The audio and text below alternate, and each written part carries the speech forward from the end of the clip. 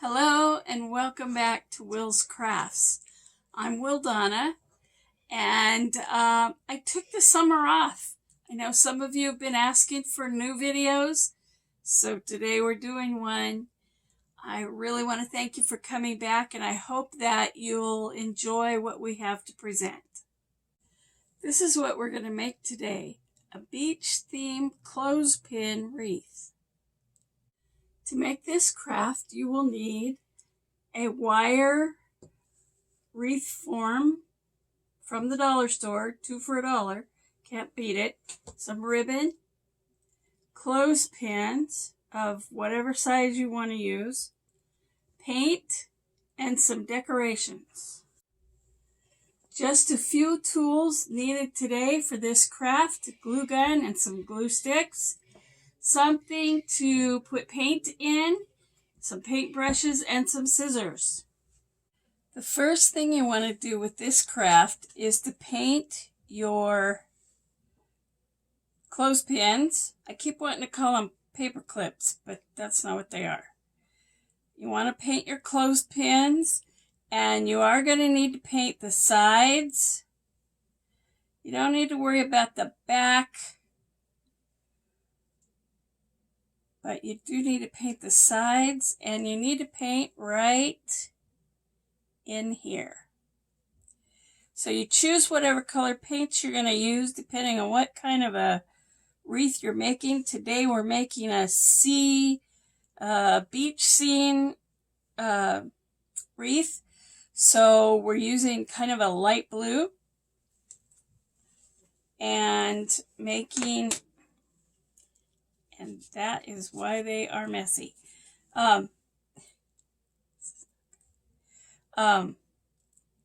I use this tin pan to protect my table, and also when you put these down, there's going to be some residual paint on the sides of them, and they will not stick to this. They will stick to it, but you can pull them off really easy, whereas if you use paper, you're going to end up with paper on your there you go, paper clips on your clothespins.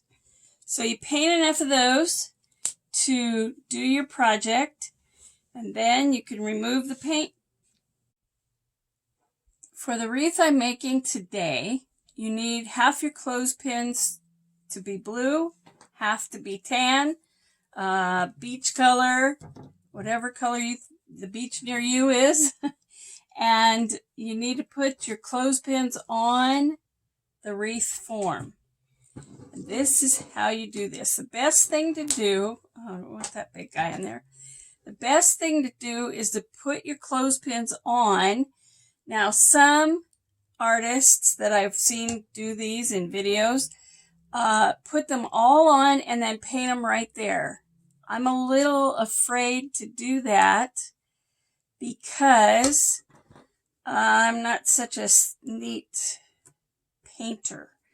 But the clothespins fit on. I'm hoping you can see right here. Every clothespin has a big hole in the middle. Whoops, there.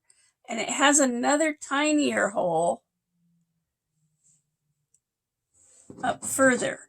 So what you want to do is get that big hole on there, but make sure the wire of the frame fits in the second hole, and that will hold them more secure. There you go. And the best thing to do is put all your clips on so you know how many you need, and then paint them. That way you can decide. When you come to the divider or the strengthener here, you just put one clip on either side. Now, if there's a big gap there, which you see there is not really a big gap here, but if there is a big gap, that's where you put your decorations or your ribbon. And that is how you put the clothespins on. Now, once you get them all on there and all painted, you end up with your ready form to do your wreath. Now that you have the clothespins all on your wreath and they're painted the way you want them, it's time to decorate. I've got a little bit of sea sponge and a starfish that I've already put on there. And then I'm going to start putting on some other shells. And the best thing to do is to glue them and stick them where you want them. If you put a glob of glue when you're working with round things, it isn't going to work. See there how good that works? Except for all the strings that you always get. You're familiar with that, I'm sure, if you're a crafter. I just bought these shells. Actually, I bought them at Michael's. I didn't go out and find them miraculously on the beach because in my experience, that never happens. Okay, are you okay on there, guy?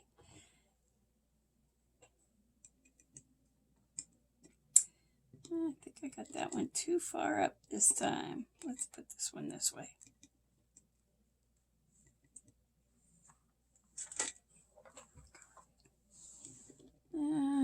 Okay. All right, let's go in there. You just have to work with them and decide where you want them. Look at them. If, like I'm doing right now, they don't look right in that place, then you just move them. You have to use your decorating eye. And hopefully you're not doing yours under a camera where you have to get it just right. Because there is no such thing as just right in crafting. You just do it, and sometimes it ends up just the way it's going to. Okay, I think those shells and sponge look pretty good. Now I'm going to do on this other side, I'm just going to put a little bow, and I have a little piece of ribbon that's just kind of gold and blue, and I just think it's going to look good over here. Because you remember I told you need to kind of hide the seams where the clothespins don't quite fit. Get all that. Okay. Then I have today some broken glass, meant to represent sea glass. I have some of that too, but it was too big for this project. So the first thing I'm gonna do is put a little sea glass right inside of that guy, just to put some sparkle. Now you could put some pearls in place of this if you want. In fact, I think before I'm done with this, before I give this one away, I'm probably going to get a few pearls and put them around up here. But the sea glass is going to be kind of fun down here. We're going to just find some spots.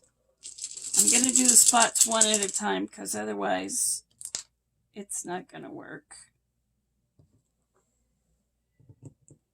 Just at odd angles and odd spaces around, and don't worry about the glue strings. You can always pull them off when things are dry.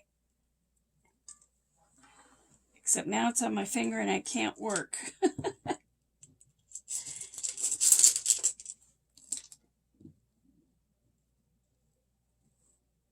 gonna stick? Yeah. Put a little bit more.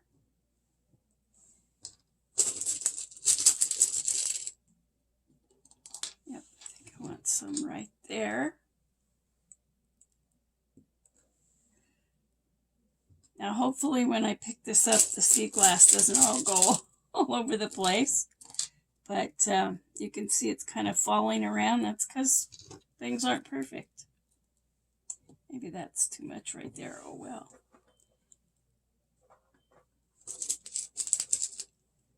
A little bit more.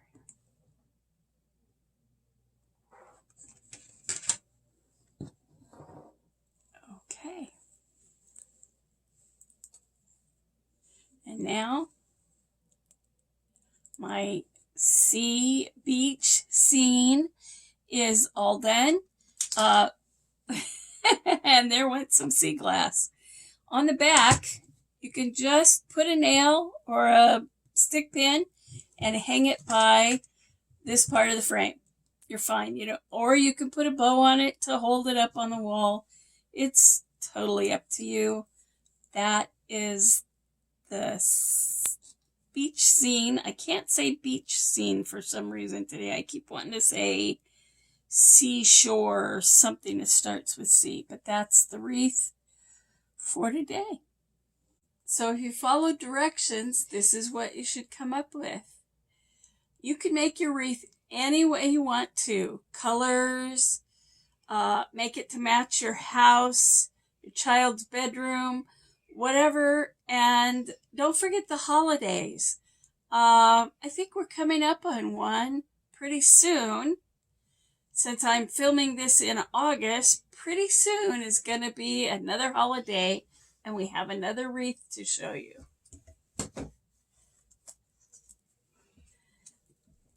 If you're a fan of the spooky season, here is a wreath for you. With a little string of lights and some spooky skulls and bats, and of course black roses.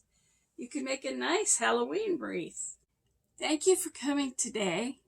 I hope you enjoyed learning to make our beach craft wreath. If you made one, show us some pictures in the comments below. If you have an idea, the holidays are coming up and you might want to make some gifts for your friends, family. Let us know.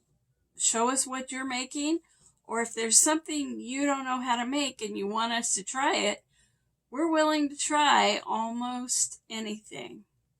Almost. I want to say thank you to you, and I want to say thank you to my production crew from MEZ Productions.